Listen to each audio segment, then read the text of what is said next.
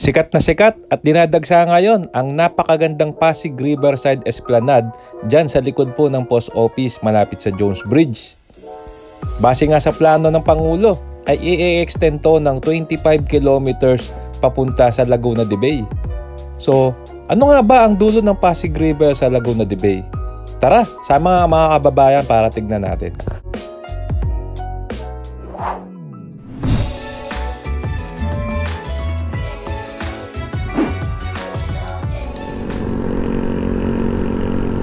Alright, magandang umaga mga kasama, mga kabayan. Nandito tayo ngayon sa C6 going Manila.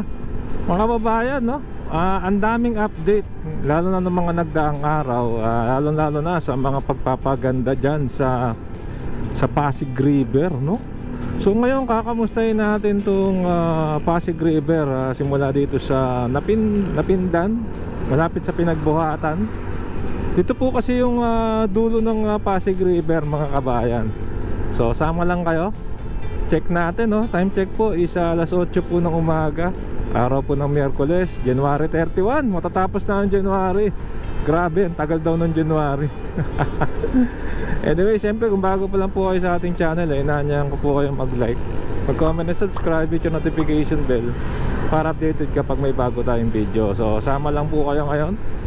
Tignan natin ang mga isipin nyo, Pasig River, ang ganda po ng vision, no, ng current administration ngayon.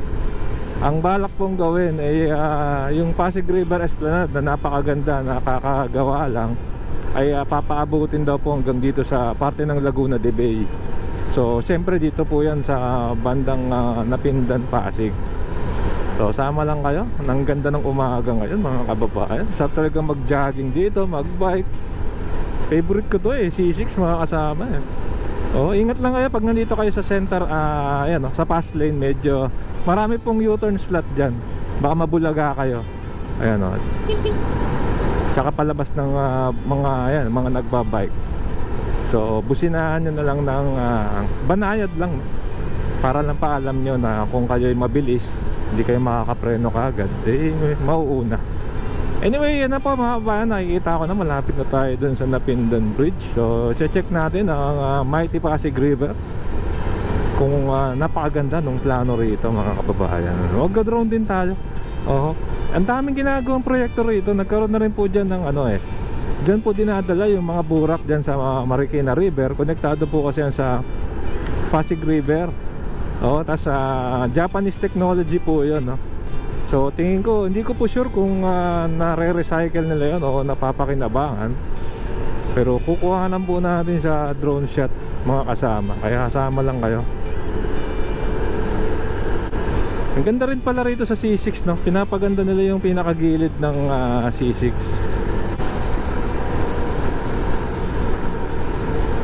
Ito yan, yung mga ganyang U-turn slot, mga kababayan, ingat kayo dyan. Lalo na pag nasa fast lane kayo. Mas maganda kung dire-diretso kayo, dito na lang kayo sa slow lane. Ayan, nakita ko na yung Napindan Bridge. Ito po, yan na po ang bridge, no? Ito na po ang Pasig River. Tatawiran natin, check natin siya. So check natin yung Pasig River. Ito, update na rin ito, mga kababayan, no? Yung kalagayan niya. So mamaya po, bala ko dyan bandang Guadalupe, magdo-drone din tayo. Tignan natin yung kalagayan ng mighty Pasig River dyan. So isa po itong magandang ehemplo, no? Pag ito po ay nasa ayos na napaganda. Ito na po, woohoo! Ayan, ang ganda ng umaga, oh. Ito na po ang mighty Pasig River. Ayun, ang daming ginagawa. Napindan Bridge po, pinagbuhatan na rin sa kabila. So pupwesto lang tayo rito, magdo-drone tayo.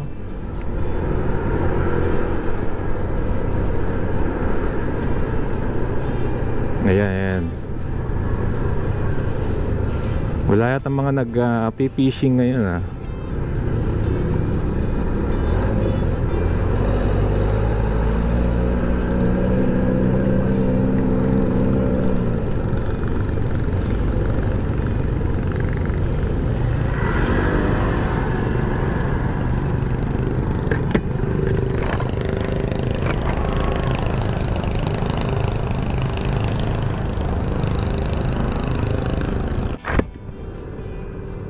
So dito na tayo sa Pasig River, Napindan Bridge. Ito yung mismong Pasig, oh.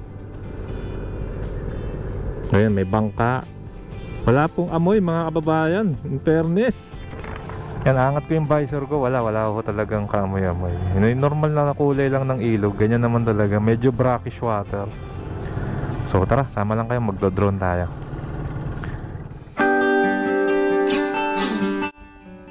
Ayan, so pinalipad na po natin si Bumblebee mga kababayan. Sa mga hindi pa po nakakakita, no, or nakikita itong dulo ng Pasig River. Ito po yung dulo niya sa Laguna de Bay, oh. Mga kasama, ayan na po ang dugtong. So point to point po niyan Laguna de Bay.